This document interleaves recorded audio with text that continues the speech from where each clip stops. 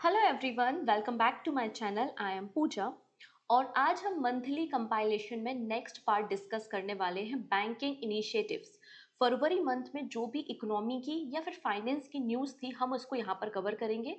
I know February month में budget भी आता है, लेकिन बजट का एक सेपरेट वीडियो मैंने बनाया हुआ है जो प्लेलिस्ट में अवेलेबल है। तो बजट को आप सेपरेट वीडियो में देख सकते हैं, क्योंकि अगर मैंने बजट यहाँ पे कवर कराया तो सेशन बहुत ज़्यादा लेंदी हो जाएगा। बट डेफिनेटली मैं आपको यहाँ पर इकोनॉमी सर्वे डिस्कस करूंगी और रेलवे बजट की हाईलाइट को डिस्कस करूंगी, क्योंकि आने वाले जो रेलवे एग्जाम्स हैं उसमें रेलवे बजट बहुत इंपॉर्टेंट भूमिका निभाएगा। क्लियर है? तो आज हमें क्या देखना है, बैंकिंग इनिशिएटिव देखना है फरवरी मंथ के। इसके पहले फरवरी मंथ की सभी important appointments, national news, government scheme, international news, military exercise, science and tech, सारे टॉपिक्स को मैंने कवर किया है इन डिटेल। आप वीडियो में जाकर देख सकते हैं, प्लेलिस्ट अवेलेबल है। और आज हम बात करेंगे मंथली कंपाइलेशन का लास्ट पार्ट, जिसमें हम बात करेंगे बैंकिंग न्यूज फरवरी मंथ की। आपको हर मंथ के टॉप 100 एमसीक्यू के वीडियोस भी मिल जाएंगे, प्लेलिस्ट में अवेलेबल हैं। सो स्टार्ट कर लेते हैं आज का सेशन विद इकोनॉमी सर्वे। अब इकोनॉमी सर्वे, जब हमारा बजट आता है, बजट के एक दिन पहले इकोनॉमी सर्वे को प्रेजेंट किया जाता है बाय द निर्मला सीतारमन या बाय द फाइनेंस मिनिस्टर। तो इकोनॉमी सर्वे ऑफ इंडिया एक एनुअल रिपोर्ट है जो रिलीज की जाती है फाइनेंस मिनिस्ट्री के द्वारा, जो कि कंट्री की इकोनॉमी कंडीशन क्या रही थी पास्ट ईयर में, मतलब पिछले साल हमने क्या क्या कहाँ पे खर्चा किया, एक्सपेंडिचर कितना हुआ, जीडीपी कितनी रही और आने वाले साल में जीडीपी कितनी रहेगी। तो जो पास्ट ईयर का हमारा असेसमेंट होता है वो बेसिकली इकोनॉमी सर्वे में प्रेजेंट किया जाता है। अब कोई ना कोई ऐसा डिपार्टमेंट जरूर होता होगा जो इकोनॉमी सर्वे को तैयार करता होगा। तो हमारे पास एक डिपार्टमेंट है जिसका नाम है department of economy affairs, under the supervision of chief economy adviser. इनके द्वारा इकोनॉमी सर्वे को तैयार किया जाता है और बजट के एक दिन पहले इसे प्रेजेंट किया जाता है। पहला इकोनॉमी सर्वे कब आया था? 1950, 51, 1950, 51 में आया था। ठीक है, चलिए अगली कहानी को समझते हैं हम जीडीपी आउटलुक के बारे में कि हमारी जीडीपी क्या रहेगी। तो यहाँ पे जो रियल जीडीपी फॉरकास्ट की है FY25 के लिए वो 6.4% है। वहीं FY26 के लिए जीडीपी है 6.3 to 6.8%। ये स्टैटिक डेटा है, फैक्चुअल डेटा है। डायरेक्टली एग्जाम में प्रश्न बनता है कि इकोनॉमी सर्वे के अकॉर्डिंगली भारत का रियल जीडीपी FY26 में क्या होगा, तो 6.3 to 6.8% और FY25 में 6.4%। ठीक है, अगर हम बात करते हैं रिटेल इन्फ्लेशन के बारे में, मतलब महंगाई दर के बारे में, तो इसमें बताया गया है कि जो रिटेल इन्फ्लेशन है FY24 में वो 5.4% से 4.9% हो गया है अप्रैल दिसंबर 2024 में। महंगाई दर में थोड़ी सी कमी देखने को मिली है। ना बात करेंगे ट्रेड एंड ग्लोबल कॉम्पिटिटिवनेस। तो ट्रेड के मामले में हम कैसे हैं, मतलब किस तरीके से हम व्यापार करते हैं। तो भारत इंडिया में 7th पोजीशन पे है in the global service export. तो एक्सपोर्ट करने के मामले में भारत 7वें स्थान पर है। और भारत में आपको सेक्टोरल ग्रोथ भी देखने को मिल रही है। हमारे देश में जो नॉन पेट्रोलियम प्रोडक्ट है, non James and jewellery export है, ये 9.1% इंक्रीज हुआ है। अब यहाँ पे इन्होंने सेक्टर वाइज परफॉर्मेंस भी बताई, जैसे कि एग्रीकल्चर सेक्टर में 3.8% की ग्रोथ थी FY25 में। आपके जो इंडस्ट्री और मैन्युफैक्चरिंग सेक्टर है इसमें 6.2% की ग्रोथ FY25 में देखने को मिलेगी। और जो सर्विस सेक्टर है वो फास्टेस्ट ग्रोइंग सेक्टर है। Service sector fastest growing sector है और 7.2% की ग्रोथ है FY25 में। ये बात यहाँ पर मेंशन की गई है। ठीक है, नेक्स्ट क्या बोला है, India remain the top global recipient of remittance. Remittance को रिसीव करने के मामले में भारत टॉप पर है। भारत की अगर हम बात करते हैं, करेंट अकाउंट डेफिसिट कितना है, 1.2% ऑफ द जीडीपी यहाँ पे बताया गया है। और सबसे ज्यादा रेमिटेंस किसको रिसीव होता है? भारत को सबसे ज्यादा रेमिटेंस रिसीव होता है। यहाँ पर 2025-24 में 24-25 में भारत का जो फॉरेक्स है, फॉरेन एक्सचेंज रिजर्व, उस पर भी प्रकाश डाला है। इसमें कहा इकोनॉमी सर्वे के अकॉर्डिंगली कि FY25 में भारत का जो फॉरेन एक्सचेंज रिजर्व है वो $634 बिलियन का आपको देखने को मिल जाएगा। ये बात यहाँ पर मेंशन की गई है। ठीक है, इसके अलावा जो कैपिटल एक्सपेंडिचर है कैपिटल एक्सपेंडिचर FY24 में मतलब आपका जो रोड कंस्ट्रक्ट करते हैं, रेलवे कंस्ट्रक्शन करते हैं, मतलब जितना भी आप इंफ्रास्ट्रक्चर बना रहे हो, इंफ्रास्ट्रक्चर बनाने में आपका खर्चा होता है जिसे हम कैपेक्स मतलब कैपिटल एक्सपेंडिचर कहते हैं। तो FY24 में आपका जो कैपेक्स था वो 3.2% ऑफ द GDP आपको देखने को मिला। इसके अलावा जीडीपी ग्रोथ मैंने बता दी है, FY25 में 6.4% एस्टिमेट की गई है और FY26 में 6.3 से लेकर 6.8% एस्टिमेट की गई है। नाउ बात करते हैं फिस्कल डेफिसिट के बारे में। तो फिस्कल डेफिसिट है 5.6%। 5.6% ऑफ द जीडीपी आपको फिस्कल डेफिसिट देखने को मिल जाएगा FY24 में अकॉर्डिंग टू द इकोनॉमी सर्वे। बात समझ में आ गई है? डन। तो ये इस चार्ट से भी आप काफी कुछ नॉलेज ले सकते हैं। पीआईबी का डेटा है। पीआईबी का जो डेटा होता है वो आपके सभी एग्जाम में पूछा जाता है, चाहे आप किसी भी वनडे एग्जाम की प्रिपरेशन क्यों ना कर रहे हो। तो हमारा ये जो सेशन है ऑब्वियसली बात है बैंकिंग एग्जाम के लिए है, पर बैंकिंग एग्जाम के अलावा आपका यूपीएससी एग्जाम हो गया, स्टेट एग्जाम्स हो गए, वहां पर भी इकोनॉमी सर्वे से क्वेश्चन आते हैं। तो आप इस वीडियो को सजेस्ट कर सकते हैं अपने फ्रेंड को। तो एक बार लिंक को शेयर जरूर कर देंगे अपने फ्रेंड्स के साथ। पहली बार आए तो सब्सक्राइब कर लेंगे, और हाँ जी, वीडियो पसंद आए तो लाइक बटन पे क्लिक कर लेना। ठीक है जी। चलो, रिजर्व बैंक ऑफ इंडिया का जो फाइनेंशियल इंक्लूजन इंडेक्स है, ये बताता है कि हमारे देश में कितना डिजिटल फाइनेंशियल इंक्लूजन हुआ है, नई ब्रांचेस हमने कितनी ओपन की हैं, कितना लोगों को हमने फाइनेंशियल लिटरेसी दी है। तो यहाँ पे जो हमारा आरबीआई का फाइनेंशियल इंक्लूजन इंडेक्स है वो भी इंक्रीज हुआ है, 53.9 से इंक्रीज होकर 64.2 आपको देखने को मिल गया है। ठीक है। यहाँ पे रेपो रेट 6.5% और CRR 4% को मेंटेन करने की बात की गई है। ना बात करते हैं इंश्योरेंस सेक्टर के बारे में। तो आपका जो इंश्योरेंस प्रीमियम आप पे करते हैं वो उसकी ग्रोथ हुई है 7.7% FY24 में, और लगभग 11 लाख करोड़ रुपीस के इंश्योरेंस प्रीमियम को पे किया गया है FY24 में। पेंशन सब्सक्राइबर्स भी इंक्रीज हुए हैं, 16% ईयर ऑन ईयर ग्रोथ हो रही है आपके पेंशन सब्सक्राइबर्स में। ना बात करते हैं telecommunication, computer and information service के एक्सपोर्ट में। तो भारत विश्व में सेकेंड नंबर पे आता है telecommunication, computer and information service के एक्सपोर्ट में, और पूरे वर्ल्ड का 10.2% मार्केट शेयर भारत के पास है। ना बात करते हैं एफडीआई इनफ्लो के बारे में, मतलब फॉरेन डायरेक्ट इन्वेस्टमेंट जो भारत में आया है। तो एफडीआई कितना आया है? तो एफडीआई की जो ग्रोथ है वो 17.9% ईयर ऑन ईयर ग्रोथ देखने को मिल रही है। इसमें मेंशन किया गया है कि अप्रैल से लेकर नवंबर FY25 में 55.6 बिलियन डॉलर एफडीआई रिसीव होने के चांसेस हैं। फॉरेक्स रिजर्व हमने देख लिया, 640 बिलियन डॉलर बताया गया है। और आपका जो डेट टू जीडीपी रेशियो है वो 19.4% एस्टिमेट किया गया है, मतलब भारत की जीडीपी के रिस्पेक्ट में भारत ने कितना डेट लेके रखा है, कितना लोन लेके रखा है अलग अलग वर्ल्ड बैंक जैसी ऑर्गेनाइजेशन से। तो डेट टू जीडीपी रेशियो कितना है? 19.4% इकोनॉमी सर्वे में मेंशन किया गया है। नाउ बात करते हैं इन्वेस्टमेंट एंड इंफ्रास्ट्रक्चर के बारे में। तो जो पब्लिक इंफ्रास्ट्रक्चर है, जैसे कि हॉस्पिटल्स हैं, स्कूल्स हैं, सुलभ शौचालय है, ठीक है, तो आपका जो पब्लिक इंफ्रास्ट्रक्चर है उसमें स्पेंडिंग इंक्रीज हुई है। 38.8% आपके जो कैपेक्स का है वो पब्लिक इंफ्रास्ट्रक्चर में जा रहा है। रेलवे की बात करते हैं तो रेलवे के बारे में कहा गया है कि हम 17 नई वंदे भारत ट्रेन को एड ऑन कर रहे हैं और 2031 किलोमीटर की नई रेलवे ट्रैक को बिछाने का काम करेंगे। यहाँ पर FY25 में 5853 किलोमीटर के हम नेशनल हाईवे को कंस्ट्रक्ट करेंगे, और 383 प्लॉट्स हैं, मतलब लगभग 3788 एकड़ ऑफ लैंड है जिसको अलॉट किया गया है इंडस्ट्रियल कॉरिडोर को बनाने के लिए। ठीक है। इसके अलावा हमारे जो पोर्ट्स हैं, पोर्ट्स में जो कंटेनर टर्न अराउंड टाइम होता है वो भी रिड्यूस हुआ है, मतलब हमारा जो लॉजिस्टिक फैसिलिटी है वो पहले से इन्हांस हुई है। तो यहाँ पे जो कंटेनर टर्न अराउंड टाइम है वो 14.1 से लेकर 30.4 आवर्स तक रिड्यूस आपको देखने को मिल जाएगा। फिर रिन्यूएबल एनर्जी के बारे में बात की गई, जो कि बहुत इंपॉर्टेंट सेगमेंट है हमारे लिए। हमारे देश में जो रिन्यूएबल एनर्जी की ग्रोथ हो रही है वो 15.8% ईयर ऑन ईयर ग्रोथ देखने को मिल जाएगी। ठीक है। रूरल इलेक्ट्रिफिकेशन, तो हमने मतलब इकोनॉमी सर्वे क्या करता है, पिछले साल में हमने जो भी काम किया वो बताता है।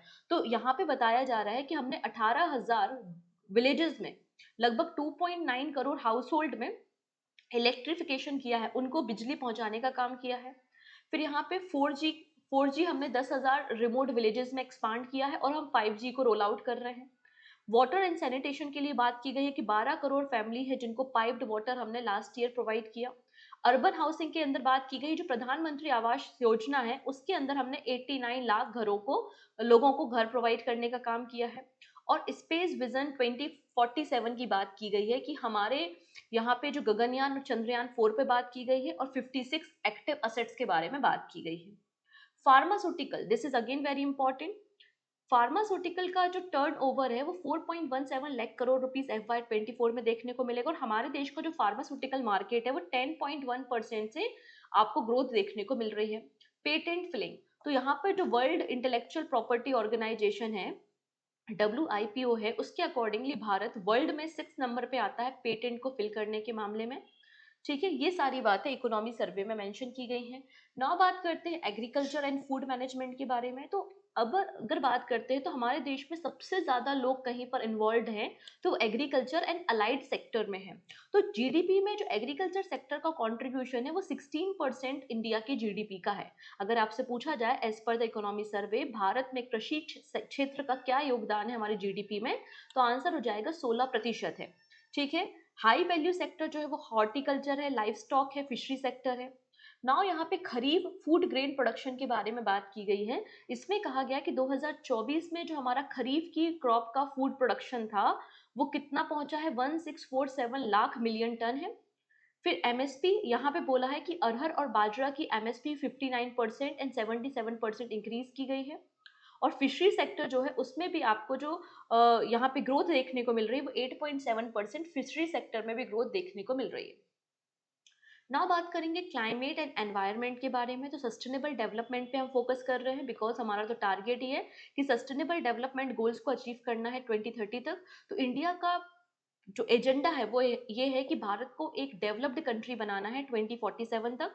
ठीक है, अगर हम बात करेंगे नॉन फॉसिल फ्यूल कैपेसिटी के बारे में तो 46.8% इंडिया की जो इलेक्ट्रिसिटी है उसका जनरेशन नॉन फॉसिल फ्यूल से होता है, बाकी रिमेनिंग फॉसिल फ्यूल से हम जनरेट करते हैं।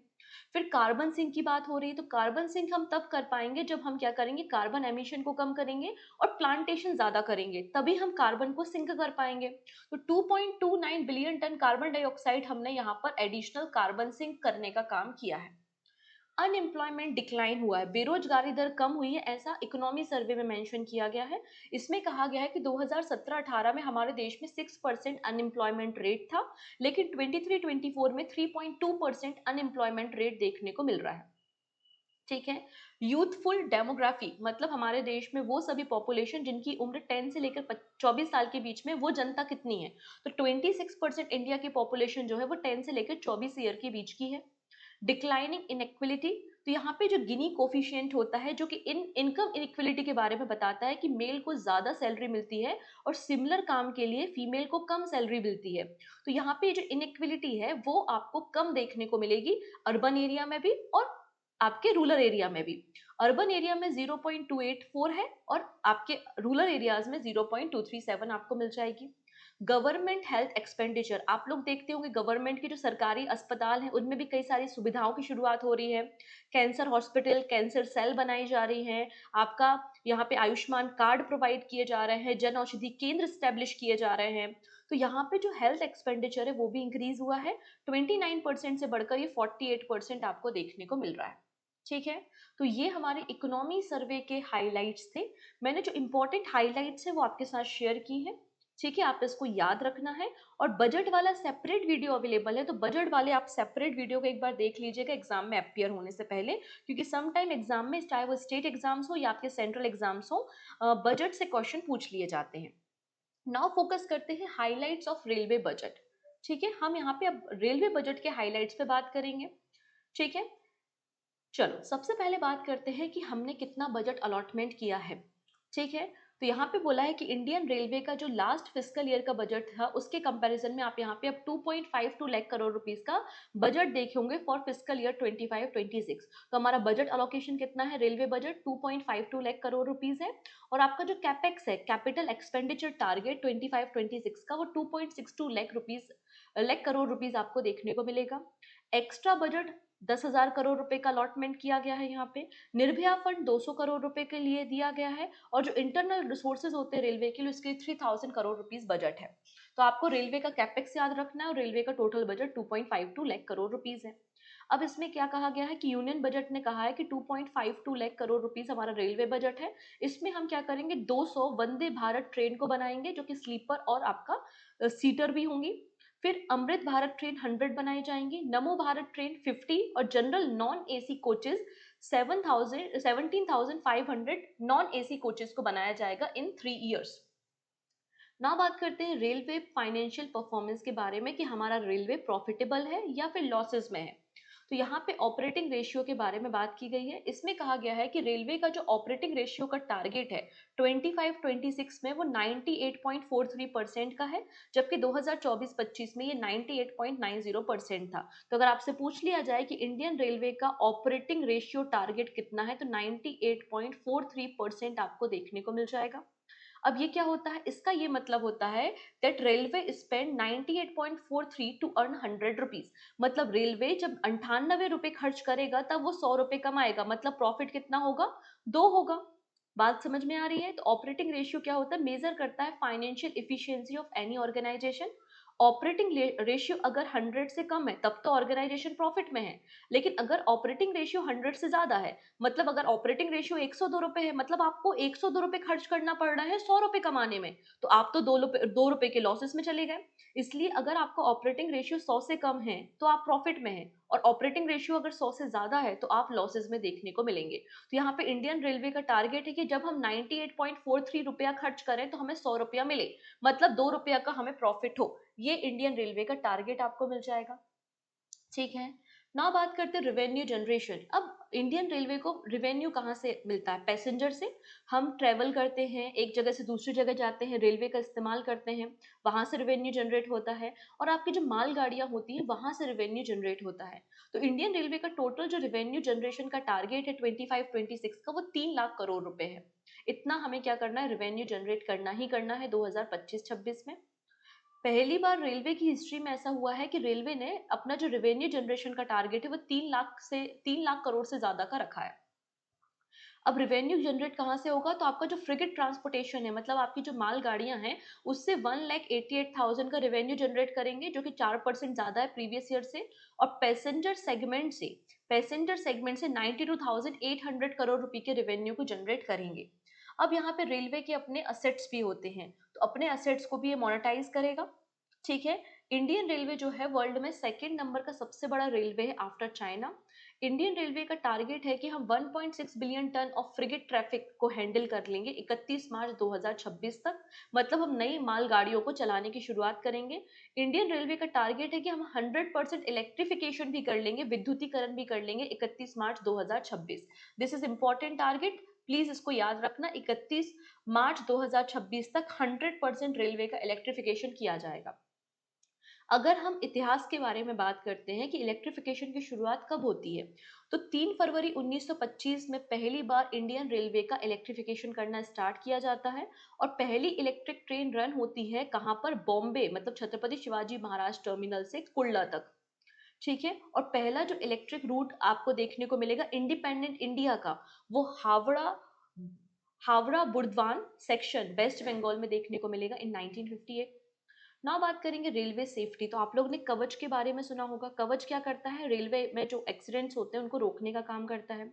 तो हम यहाँ पे रेलवे सेफ्टी के लिए भी 1.14 लाख करोड़ रुपीस का अलॉटमेंट करेंगे, ये बात यहाँ पर मेंशन की गई है। Now focus on more train to improve passenger convenience. यहाँ पे जो रेलवे मिनिस्टर है अश्विनी वैष्णव, उन्होंने क्या कहा है कि हम 200 नई वंदे भारत ट्रेन को चलाएंगे, 17,500 जनरल नॉन एसी कोचेस को रन करेंगे, 100 Amrit Bharat train, 50 NaMo Bharat rapid train next 2 to 3 years में तैयार की जाएंगी।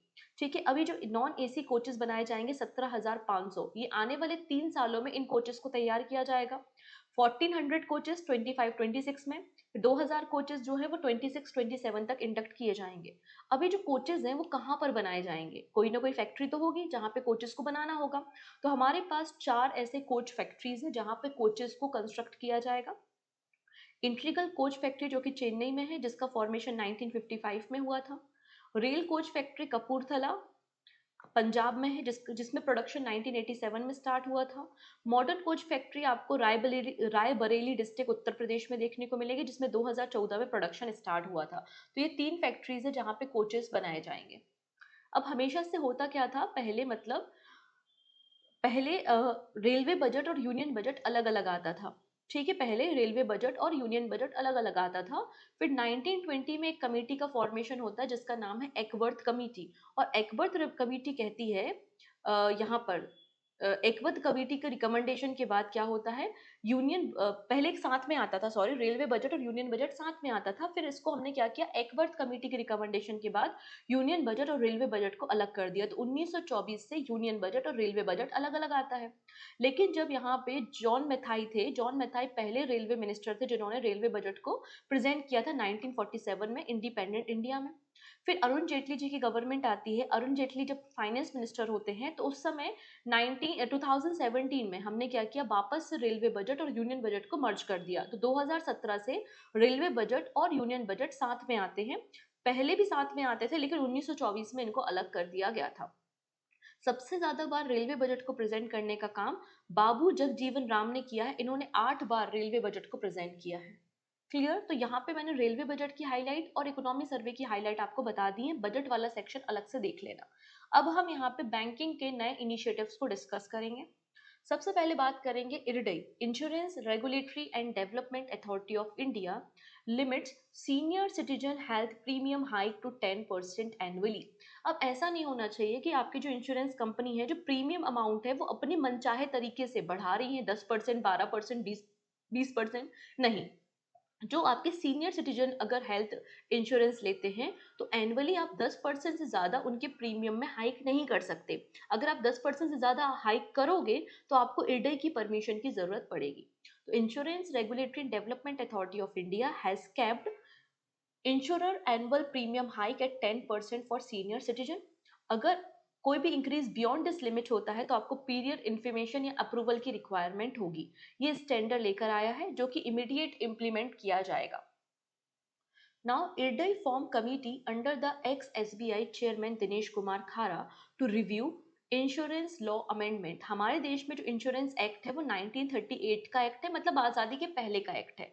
अब आज़ादी को काफ़ी समय हो चुका है, अब ज़रूरत है कि हमारा जो पुराना इंश्योरेंस एक्ट है उसमें हम कुछ चेंजेस करें, कुछ रिफॉर्म्स करें।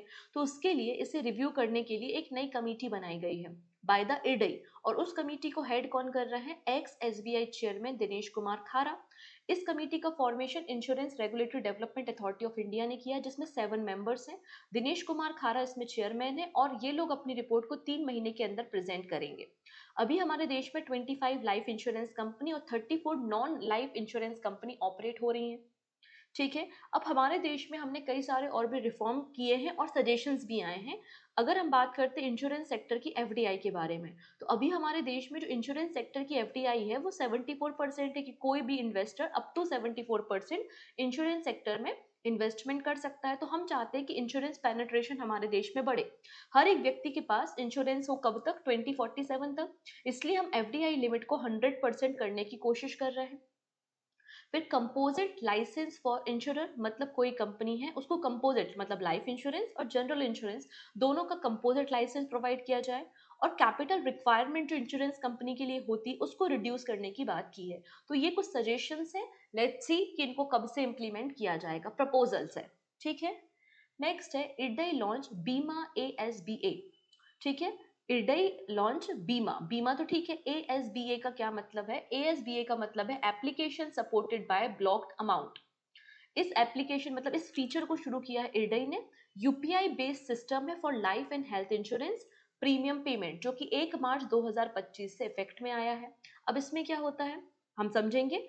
It allow policy holder to block fund in their bank account which are debited only after policy approval. अब आपने एक हेल्थ पॉलिसी ली, आपने एक हेल्थ पॉलिसी ली, अब आपने सारे टर्म्स एंड कंडीशन को पढ़ के उसको सबमिट कर दिया। अब आपकी पॉलिसी अभी तक अप्रूव नहीं हुई है।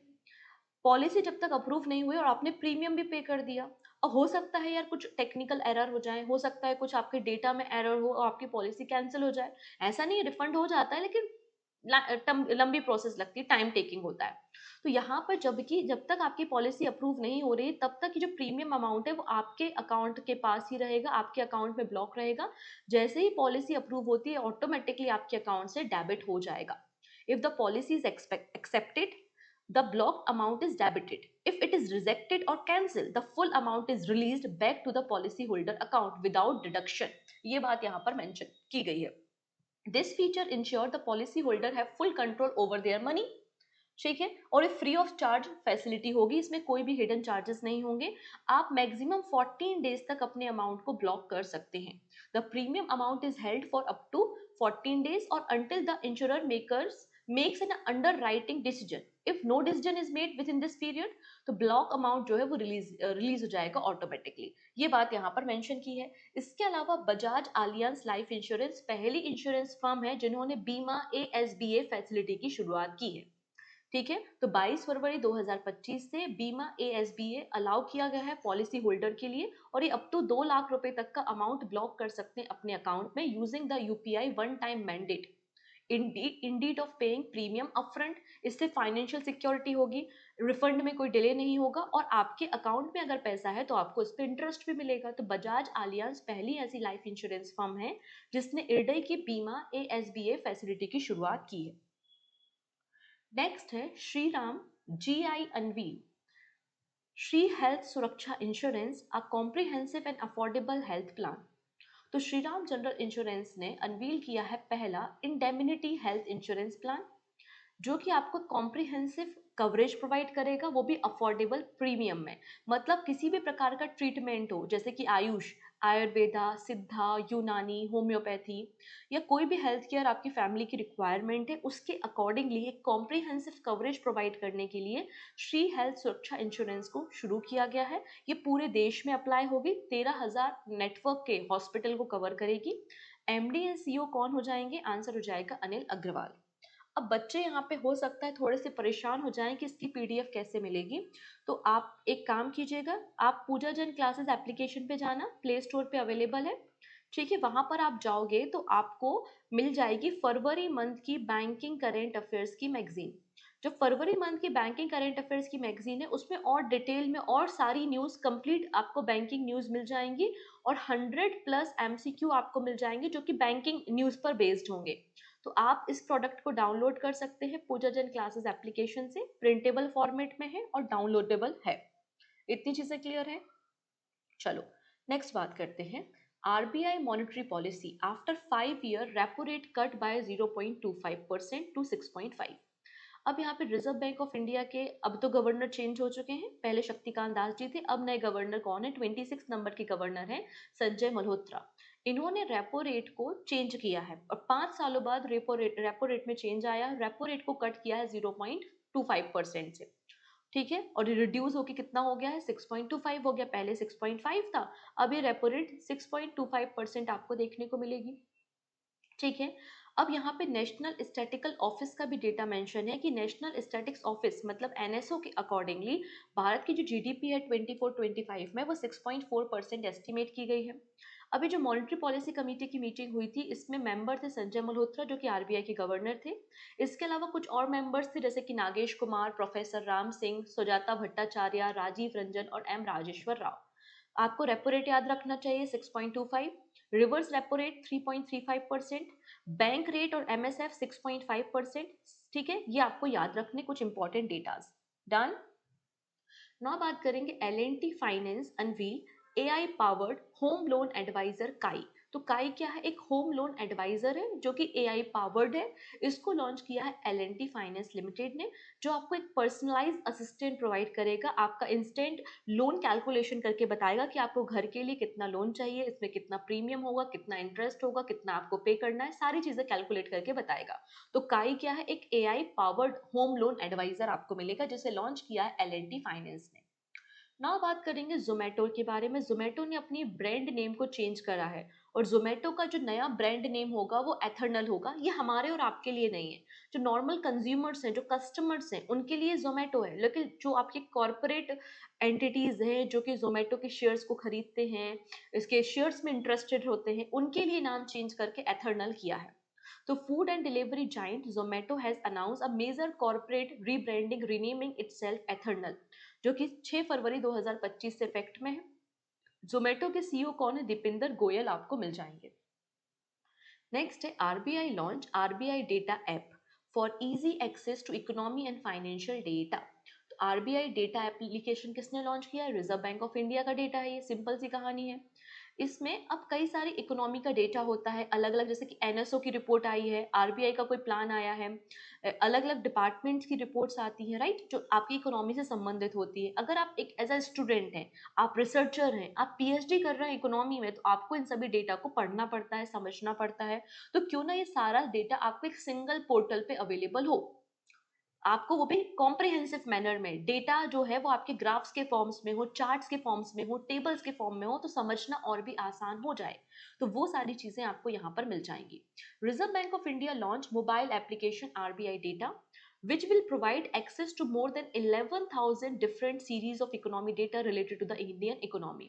ये जो मोबाइल एप्लीकेशन है ये मैक्रो इकोनॉमी और फाइनेंशियल स्टैटिक्स आपको प्रोवाइड करता है related to the Indian economy, वो भी यूजर फ्रेंडली मैनर में। ग्राफ्स के फॉर्म्स में, चार्ट्स के फॉर्म्स में आप इजीली इसको डाउनलोड कर सकते हैं। ये रिसर्चर्स के लिए, जनरल पब्लिक के लिए और स्टूडेंट्स के लिए अवेलेबल है। नेक्स्ट है SEBI enhance corporate governance with new RPT portal. RPT का मतलब है रिलेटेड पार्टी ट्रांजेक्शन, आरपीटी का मतलब है रिलेटेड पार्टी ट्रांजेक्शन। तो SEBI, security and exchange board of India, इन्होंने लॉन्च किया है एक dedicated portal for reporting related party transaction to enhance corporate governance and transparency in India security market. For example, एक कोई कंपनी है ABC, जो कि एक छोटी सी कंपनी है, ठीक है, स्मॉल कंपनी है, ठीक है, और एक बहुत बड़ी कंपनी है एक्स वाई जेड, ये बहुत बड़ी कंपनी है।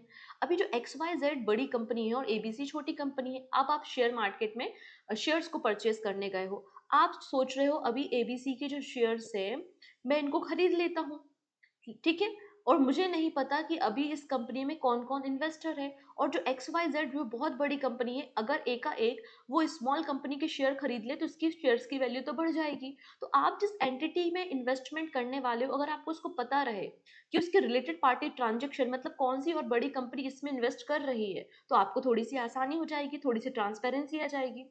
The portal is designed to provide investor with easy access to critical governance data on RPT, ensuring that transparency is no longer limited to institutional investor।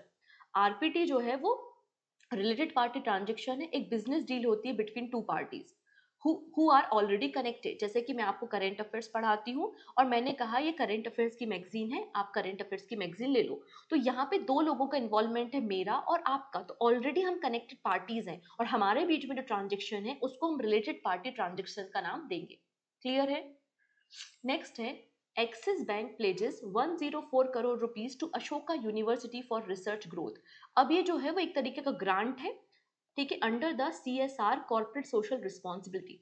तो axis bank ने 104 करोड़ रुपए investment करने की बात की है आने वाले 4 सालों में, 4 years में, to the Ashoka University to enhance its PhD and post doctoral research programme. तो इसमें जो भी स्टडी करेंगे उनको स्कॉलरशिप और फेलोशिप प्रोवाइड की जाएगी। Amitabh Chaudhary managing director and CEO हैं एक्सिस बैंक के। Indian overseas bank launch Aadhaar based account opening API banking service, ठीक है। तो अभी रिसेंटली 89th नंबर का फाउंडेशन डे सेलिब्रेट किया गया था इंडियन ओवरसीज बैंक का, और जो पब्लिक सेक्टर बैंक है इंडियन ओवरसीज बैंक, इन्होंने Aadhaar OTP based account opening and API banking facility की शुरुआत की है। इसमें क्या होगा, आपकी बैंकिंग सर्विस इंडिविजुअल्स के लिए भी और कॉर्पोरेट कस्टमर के लिए भी काफ़ी आसान हो जाएंगी।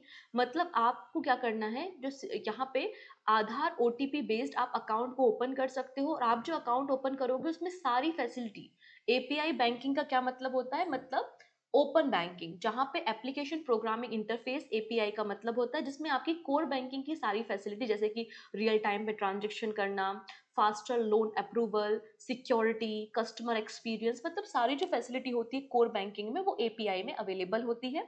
तो ये सारी फैसिलिटी इसमें प्रोवाइड की जाएंगी। इंडियन ओवरसीज बैंक का फॉर्मेशन 10th of Feb 1937 में चेन्नई में हुआ था, ठीक है, और इसके MD and CEO Ajay Kumar Shrivastava आपको देखने को मिलेंगे। Now this is important, one man office initiative किसका है, एलआईसी का है। अब आप लोग ने भी देखा होगा कि एलआईसी के कई सारे एजेंट्स होते हैं, आपके घरों में भी आते हैं, आपने भी एलआईसी के एजेंट से पॉलिसी ली होंगी, आप पॉलिसी का प्रीमियम पे करते हैं, पॉलिसी को मेंटेन करना होता है, और ये सब काम कौन करता है? एलआईसी के एजेंट्स करते हैं। अब एलआईसी के एजेंट्स को हर छोटे मोटे काम के लिए बार बार ऑफिस ना जाना पड़े, मतलब एक हम आपको डिजिटल एप्लीकेशन दे देते हैं, आप इस एप्लीकेशन के जरिए आप अपने सारे अकाउंट्स को, अपने सारे कस्टमर्स के अकाउंट को, उनके फीडबैक्स को, उनके ग्रीवेंस को आप सॉल्व कर सके और बार बार आपको ऑफिस जाने की जरूरत ना पड़े। इसलिए वन मैन ऑफिस की शुरुआत एलआईसी ने की है। LIC has introduced one man office to empower its agent with 24/7 digital tool for policy sale, premium payment, loan processing and customer service। और इसको ऑलरेडी एग्जिस्टिंग आनंद प्लेटफॉर्म के साथ इंटीग्रेट किया गया है, जिसमें आपका जो डिपेंडेंसी होती है फिजिकल ऑफिस जाने की, बार बार ऑफिस जाने की, वो कम हो जाए। वन मैन ऑफिस इनिशिएटिव जो है वो LIC आनंद का एक पार्ट है, आत्मनिर्भर agent new business digital application platform, जिसको 2020 में शुरू किया गया था। नेक्स्ट है विमटेक लॉन्च बिमकॉइन। बिमटेक एक इंस्टीट्यूट का नाम है जो कि ग्रेटर नोएडा में है, Birla institute of management technology, greater Noida.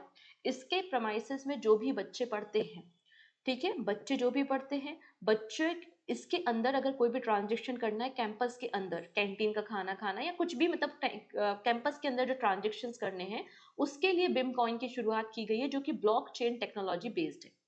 तो इन्होंने बिम टेक ने लॉन्च किया है बिम कॉइन, जो कि ब्लॉकचेन पावर डिजिटल करेंसी है फॉर कैंपस ट्रांजेक्शन ओनली। ये पहला बिजनेस स्कूल है जिसने इस टेक्नोलॉजी को इंट्रोड्यूस किया है following IIT Madras. Blockchain platform facilitates secure, transparent, and instant transaction among the student, vendor, and administration. Okay? now बात करते हैं RBI के डिजिटल पेमेंट इंडेक्स के बारे में। RBI का ये जो डिजिटल पेमेंट इंडेक्स है, इसको स्टार्ट RBI ने किया था 2021 में, मतलब पहली बार इंडेक्स को 2021 में लॉन्च किया गया था और कंस्ट्रक्ट किया गया था 2018 में। इसमें 0 से लेकर 100 तक की स्कोरिंग की जाती है और देखा जाता है कि हमारे देश में फाइनेंशियल इंक्लूजन का लेवल क्या है, डिजिटल पेमेंट का लेवल क्या है, किस तरीके से लोग UPI वगैरह को अडॉप्ट कर रहे हैं। ठीक है, तो reserve bank of India digital payment index यहाँ पर इंक्रीज हुआ है और यहाँ पर जो डिजिटल पेमेंट इंडेक्स है वो 465.33 आपको देखने को मिल जाएगा। ठीक है, अच्छा, इसको 2018 में शुरू किया गया था, इसका बेस ईयर 100 था और अब 100 से बढ़कर ये, मतलब बेस ईयर 100 है और 100 से हमने ग्रोथ कितनी कर ली है, 465.33 हमारा DPI डिजिटल पेमेंट इंडेक्स है। DPI इंडेक्स जो है वो 5 ब्रॉड पैरामीटर्स पे मेजर करने का काम करता है, किस तरीके से पेनिट्रेशन डिजिटल पेमेंट का हमारी कंट्री में इंक्रीज हुआ है over the period of time. तो payment enabler, payment infrastructure, demand side factor, supply side factor, payment performance और कंज्यूमर सेंट्रिसिटी। अच्छा, आज सुबह अगर आप लोगों ने करंट अफेयर्स देखे होंगे, 21 मार्च के सुबह के 9 बजे के करंट अफेयर, तो मैंने बताया है कि गवर्नमेंट ऑफ इंडिया ने 15 करोड़ रुपए यहाँ पर इंसेंटिव या बजट अलॉटमेंट किया है फॉर इंसेंटिव भीम UPI के लिए। मतलब अगर आप लोग भीम UPI एप्लीकेशन का इस्तेमाल करते हो और अप टू 2000 रुपीज, मतलब 2000 रुपए तक के ट्रांजेक्शन करते हो, तो आपको 0.15% क्या मिलेगा, इंसेंटिव मिलेगा। और 2000 रुपए के ऊपर के ट्रांजेक्शन है तो इंसेंटिव नहीं मिलेगा। और इंसेंटिव देने के लिए 15,000 करोड़ रुपए का बजट है। मतलब एक तरीके से भारत में हम डिजिटल इंडिया के अंदर डिजिटल जो पेमेंट इंफ्रास्ट्रक्चर है उसको बूस्ट करना चाहते हैं, ये उसी का इंडिकेशन आपको देखने को मिलेगा। ना बात करेंगे India feature in UN honour roll for timely payment of regular budget assessment. अब यहाँ पे यूनाइटेड नेशन में 193 मेंबर कंट्री हैं और ये सभी member country time to time United Nation में अपना बजट देती हैं यूनाइटेड नेशन के डिफरेंट वेलफेयर प्रोजेक्ट्स के लिए। यूनाइटेड नेशन के जैसे कि पीस कीपिंग मिशंस होते हैं और कई सारे मिशंस होते हैं। तो भारत का भी ऑब्वियस सी बात है इसमें एक बजट होगा। तो इंडिया ने जो बजट अलॉट किया है यूनाइटेड नेशन को 2025 के लिए, वो कितना है, $37.64 मिलियन आपको देखने को मिलेगा। तो ये डेटा आपको ऐसा का ऐसा ही एग्जाम में मिल सकता है, याद रखेंगे। यूनाइटेड नेशन में 2025 में भारत का क्या बजट रहा है, तो $37.64 मिलियन रहा है।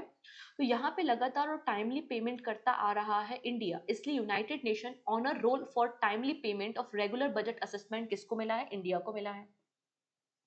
नेक्स्ट है RBI form working group to review trading and settlement timing of financial market. Financial market मतलब यहाँ पे हम आपका एनएससी, बॉम्बे स्टॉक एक्सचेंज और नेशनल स्टॉक एक्सचेंज के बारे में बात कर रहे हैं। तो यहाँ पे जो भी आप ट्रेडिंग करते हैं उसका जो टाइमिंग होता है सेटलमेंट का, उसको रिव्यू करने के लिए एक वर्किंग ग्रुप की कमेटी बनाई गई है बाय द आरबीआई, जिसमें 9 मेंबर्स आपको देखने को मिल जाएंगे।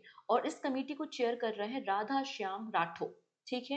Reserve bank of India has established 9-member working group committee to conduct comprehensive review of trading settlement timing of for financial market। और इस ग्रुप को चेयर कर रहे हैं राधा श्याम राठौर, जो कि आरबीआई के एग्जीक्यूटिव डायरेक्टर हैं। ये लोग अपनी फाइनल रिपोर्ट 30 अप्रैल 2025 तक सबमिट करने वाले थे, और जो भी प्रॉब्लम्स आ रही हैं, जो भी चैलेंजेस आ रहे हैं टाइमिंग को लेकर, सेटलमेंट को लेकर, उस पर रिव्यू यहाँ पे किया जाएगा। नेक्स्ट है आरबीआई लॉन्च बैंक.in and fin.in for secure digital banking. ठीक है। अब यहाँ पे डोमेन बेसिकली शुरू किया है जिससे सिक्योर ट्रांजेक्शन हो सके। रिजर्व बैंक ऑफ इंडिया ने यहाँ पर इंटरनेट डोमेन इंडियन बैंक और फाइनेंशियल इंस्टीट्यूट के लिए अलग से बनाया है, जिससे कि फाइनेंशियल सिक्योरिटी हो सके। इंडियन बैंक के लिए जो डोमेन नेम है वो बैंक.in है, और जो नॉन बैंकिंग फाइनेंशियल इंस्टीट्यूट्स हैं उनके लिए डोमेन नेम fin.in है। ये जो इनिशिएटिव है इसको आरबीआई के गवर्नर संजय मल्होत्रा ने अनवील किया है। इसका पर्पस ये है कि फ्रॉड को और साइबर क्राइम्स के थ्रेट्स को हम रोक सके जो रैपिडली इंक्रीज हो रहे हैं। ना बात करते हैं SEBI allow retail investor to join algo trading for August from August 1 2025। अब यहाँ पे देखो, दो प्रकार से ट्रेडिंग होती है। पहली ट्रेडिंग जो होती है वो आपकी मैनुअल ट्रेडिंग होती है, जिसमें आप शेयर मार्केट में जाके अपने शेयर्स को खरीदते हैं या बेचते हैं। इसके अलावा एक जो इंस्टीट्यूशनल इन्वेस्टर्स होते हैं वो एल्गो ट्रेडिंग करते हैं। इंस्टीट्यूशनल इन्वेस्टर जो होते हैं उनके पास ऑलरेडी एक एल्गोरिथम होती है, सेट ऑफ रूल्स होते हैं, शेयर्स होते हैं, और उसके अकॉर्डिंगली, मतलब आपको मैनुअली कुछ नहीं करना है, आपके कंप्यूटर में सारी एल्गोरिथम है, आप उस सेट के जरिए आप अपनी स्ट्रेटेजी बनाइए और शेयर मार्केट में इन्वेस्ट कीजिए। अब ये जो एल्गो ट्रेडिंग है ये केवल और केवल इंस्टीट्यूशनल इन्वेस्टर के लिए हुआ करती थी की बात कर रही हूँ मैं। ठीक है। तो एल्गोरिथम ट्रेडिंग को एल्गो ट्रेडिंग कहते हैं, जिसमें आप कंप्यूटर एल्गोरिथम का इस्तेमाल करते हैं to automate trading decision and execution. ये फास्ट होता है, एफिशिएंट वे होता है। तो यहाँ पर SEBI security and exchange board of India ने कहा है कि इंस्टीट्यूशनल इन्वेस्टर के साथ साथ अब ये जो एल्गो ट्रेडिंग होगी वो रिटेल इन्वेस्टर्स के लिए भी होगी। और ये कब से अप्लाई होगा? 1 अगस्त 2025 से इसको अप्लाई किया जाएगा। ये बात यहाँ पर मेंशन की गई है। ठीक है जी। नेक्स्ट है the 1% club become the first finfluencer firm to get SEBI RIA licence. RI का मतलब है रजिस्टर्ड इन्वेस्टमेंट एडवाइजर लाइसेंस। जब आप इन्वेस्टमेंट करते हैं तो सम टाइम आपको एक एडवाइजर की रिक्वायरमेंट होती है कि किस डायरेक्शन में, कहाँ पर हमें इन्वेस्टमेंट करना चाहिए। तो इसके लिए भी कंपनीज बनाई गई हैं जो कि एडवाइस करने का काम करती हैं, और इन कंपनीज को भी लाइसेंस देने का काम सेबी करता है। ठीक है। यहाँ पे शरण हेगड़े, इनकी बुक वगैरह आपने पढ़ी होगी, काफी जाने माने एक इन्फ्लुएंसर या फिर फिनफ्लुएंसर आपको देखने को मिलेंगे, और इनकी ही कंपनी है द 1% क्लब। तो द 1% क्लब को लीड करते हैं शरण हेगड़े, और इन्होंने माइलस्टोन अचीव किया है, और सेबी ने पहली बार किसी फिन इन्फ्लुएंसर को RIA registered investor advisor licence दिया हुआ है। ये लीगली अब पर्सनलाइज फाइनेंशियल एडवाइस और सर्विसेज प्रोवाइड कर सकेंगे। ठीक है। डन। इतनी चीजें क्लियर है। चलिए अगली कहानी समझते हैं।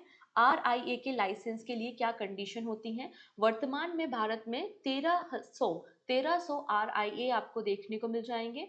फर्म या कंपनी जो होती है वो, मतलब कोई भी आप फर्म है वो एक कंपनी या फिर लिमिटेड लाइबिलिटी पार्टनरशिप होनी चाहिए। कोई भी कंपनी का जो डायरेक्टर है या पार्टनर है वो मिनिमम ग्रेजुएट डिग्री रखना चाहिए किसी भी डिसिप्लिन में, किसी भी रिकॉग्नाइज्ड यूनिवर्सिटी से। इसके अलावा प्रोफेशनल क्वालिफिकेशन जैसे कि CFA या मास्टर ऑफ बिजनेस एडमिनिस्ट्रेशन होना चाहिए, और नेटवर्थ जो है वो 25 लाख रुपीस होनी चाहिए, तब आपको सेबी RIA का लाइसेंस प्रोवाइड करती है। ये कुछ कंडीशंस होती हैं RIA के लाइसेंस के लिए। चलिए नेक्स्ट है SEBI unveil Mitra to track inactive mutual fund folios.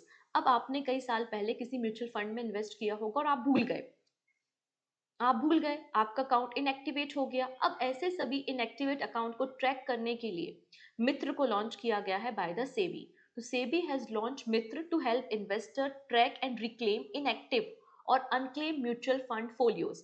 MITRA का फुल फॉर्म एग्जाम में बन सकता है, very very important question. Mutual fund investment tracing and retrieval assistant. Mutual fund investment tracing and retrieval assistant आपको इसका नाम देखने को मिल जाएगा। ठीक है, ये बात यहाँ पर मेंशन की गई है। ठीक है, इतना ही बस इसमें पढ़ने के लिए है। ना बात करेंगे RBI allow small finance bank to offer credit by UPI. अब ऑलरेडी यूपीआई, देखो यूपीआई के बारे में आपको सभी को पता है कि यूनिफाइड पेमेंट इंटरफेस यूपीआई जो है, यूपीआई की शुरुआत 2016 में की गई थी। फिर 2023 में आरबीआई ने जो शेड्यूल कमर्शियल बैंक्स होते हैं उनको कहा, शेड्यूल कमर्शियल बैंक को कहा कि आप credit line on UPI provide कर सकते हैं, मतलब आप यूपीआई के जरिए लोन प्रोवाइड कर सकते हैं। ठीक है, अब इसको और एक्सटेंड किया जा रहा है, स्मॉल फाइनेंस बैंक भी अब यूपीआई के जरिए क्रेडिट ऑफर करेंगे। तो क्रेडिट लाइन ऑन यूपीआई बाया यूपीआई अब कौन को अलाउ किया गया है? स्मॉल फाइनेंस बैंक को किया गया है, जिससे हम अंडर सर्व जो सेगमेंट्स हैं, मिलियन ऑफ कस्टमर जो रूरल एरियाज में या रिमोट एरियाज में रहते हैं, उनको सर्व कर सकें। स्मॉल फाइनेंस बैंक का फॉर्मेशन 2015 में हुआ था। भारत में टोटल 12 स्मॉल फाइनेंस बैंक हैं। स्मॉल फाइनेंस बैंक बनने के लिए 200 करोड़ रुपए नेट वर्थ होनी चाहिए और 75% आप अपना लोन प्रायोरिटी सेक्टर में देंगे। नेक्स्ट है Bank of Maharashtra receive RBI approval to establish branch in the GIFT City Gujarat. तो रिजर्व बैंक ऑफ इंडिया ने बैंक ऑफ महाराष्ट्र को परमिशन दे दी है कि आप गिफ्ट सिटी गुजरात में अपनी ब्रांच को ओपन कर सकेंगे। ऑलरेडी गुजरात में 101 ब्रांचेस बैंक ऑफ महाराष्ट्र की हैं। ठीक है, लेकिन अब यहाँ पे गिफ्ट सिटी में नहीं थी, गिफ्ट सिटी में ओपन करने की परमिशन दे दी है। गिफ्ट सिटी का फॉर्मेशन 2011 में हुआ था। गुजरात के गवर्नर आचार्य देवव्रत हैं, कैपिटल गांधीनगर और सीएम भूपेंद्र पटेल हैं। नेक्स्ट है Maaza join billion dollar club and become the third Indian brand to achieve this milestone. तो माजा जो है वो कोको कोला का मैंगो बेस्ड एक बेवरेजेस ब्रांड आपको मिल जाएगा और इसने 2024 में जो एनुअल सेल थी वो $1 बिलियन से ज्यादा एनुअल सेल की। और जो आपका कोको कोला का माजा है वो $3 बिलियन ब्रांड बन चुका है इंडिया में, थम्स अप और स्प्राइट के बाद। ठीक है, और ग्लोबली अगर देखा जाए तो 30th पोजीशन पे आपको माजा देखने को मिल जाएगा। माजा इंडिया का एक मोस्ट पॉपुलर मैंगो बेवरेजेस आपको ड्रिंक देखने को मिल जाएगी। इसकी शुरुआत पार्ले बिस्लरी ने 1976 में की थी, बाद में कोको कोला ने 1993 में इसको एक्वायर करने का काम किया था। ना बात करते हैं RBI ombudsman called as reserve bank ombudsman योजना 2021। अब यहाँ पे एक थोड़ा सा रीनेमिंग की गई है, नाम चेंज किया गया है। ठीक है, बस इतना ही हुआ है। रिजर्व बैंक ऑफ इंडिया अगर हम देखें तो हमारे देश में 2013 का एक एक्ट है जिसको लोकपाल एंड लोकायुक्त एक्ट के नाम से जानते हैं। यहाँ पे अगर कोई भी पब्लिक ऑफिसर है उसके खिलाफ अगर भ्रष्टाचार के आरोप हैं, करप्शन के चार्जेस हैं, तो उस पर इन्वेस्टिगेट करने का काम लोकपाल एंड लोकायुक्त एक्ट के अंदर किया जाता है। लोकपाल सेंट्रल लेवल पे होते हैं और लोकायुक्त जो होते हैं वो स्टेट लेवल पे काम करते हैं। बात समझ में आ रही है? तो यहाँ पे इन्वेस्टिगेट करना allegation of corruption against the public officers. तो reserve bank of India has introduce reserve bank integrated ombudsman scheme 2021। कब इंट्रोड्यूस की थी? 2021 में इसको इंट्रोड्यूस किया था। इसका नाम चेंज करके रिजर्व बैंक एकीकृत ओम्ब्यूजमेंट योजना 2021 को रिप्लेस किया है लोकपाल से। मतलब ओम्ब्यूजमेंट जो है वो किससे रिप्लेस हुआ है? लोकपाल से रिप्लेस किया गया है। ठीक है जी, ये बात यहाँ पर मेंशन है। नेक्स्ट है Paytm launch India first solar powered payment sound box for merchant. पहली बार पेटीएम ने, ये देखिए ये जो आपका साउंड बॉक्स है ये कैसा है? Solar powered. Paytm solar powered box sound box introduce किया है। इसको मर्चेंट, मतलब इसको इस तरीके से डिजाइन किया गया है ये कि सोलर एनर्जी से 2 से 3 घंटे में चार्ज हो जाएगा और पूरे दिन आपको सर्विस दे पाएगा। तो Paytm money limited has launch India's first solar powered payment device payment solar sound box designed for merchant to accept unified payment interface UPI रुपए credit card payment using the QR code, जो कि 2 से 3 घंटे में charge होकर पूरे दिन आपको सर्विसेज देगा। और ये रियल टाइम ऑडियो सर्विस भी देगा। अलग अलग 11 भाषाओं में ये साउंड को या ऑडियो को प्रोड्यूस कर सकता है और इसके स्पीकर में 3 वॉट एनर्जी का इस्तेमाल किया जाएगा। क्लियर है? ये बात यहाँ पे मेंशन की गई है। पेटीएम ने अपना पहला जो साउंड बॉक्स इंट्रोड्यूस किया था वो 2019 में इंट्रोड्यूस किया था। ओके, नेक्स्ट है IndusInd bank partner with PGTI मतलब professional golf tour of India as its official banking partner. अब देखो गोल्फ जो है वो थोड़ा सा महंगा खेल है, अमीरों का खेल है, क्योंकि उसके लिए एक बहुत बड़ा ग्राउंड चाहिए होता है, उसके जो खेलने के जो भी इक्विपमेंट्स होते हैं वो भी काफ़ी ज़्यादा कॉस्टली होते हैं, महंगे होते हैं। तो ऐसे रिच कस्टमर्स को अट्रैक्ट करने के लिए इंडसइंड बैंक ने पार्टनरशिप की है professional golf tour of India के साथ। This partnership demonstrate the bank dedication to offering its ultra high net worth individual and high net worth individual. ठीक है, अगर हम बात करते हैं इंडसइंड बैंक के बारे में, तो 1994 में फॉर्मेशन हुआ था पुणे में। Sumant Kathpalia MD and CEO आपको देखने को मिल जाएंगे। वहीं professional golf tour of India के जो प्रेसिडेंट हैं वो कपिल देव हैं। क्लियर है, डन इतनी चीजें। सो आज के लिए हम इतना ही रखते हैं। ये हमारी फरवरी मंथ की इम्पॉर्टेंट बैंकिंग न्यूज़ मैंने यहाँ पे कवर कर दी है। ठीक है, इसके अलावा और भी आप डिटेल पढ़ना चाहते हो तो थ्योरी और 100 एमसीक्यू आपको यहाँ पर मिल जाएंगे। तो पूजा 10 क्लासेस एप्लीकेशन पे विजिट करके आप पीडीएफ को डाउनलोड कर सकते हैं।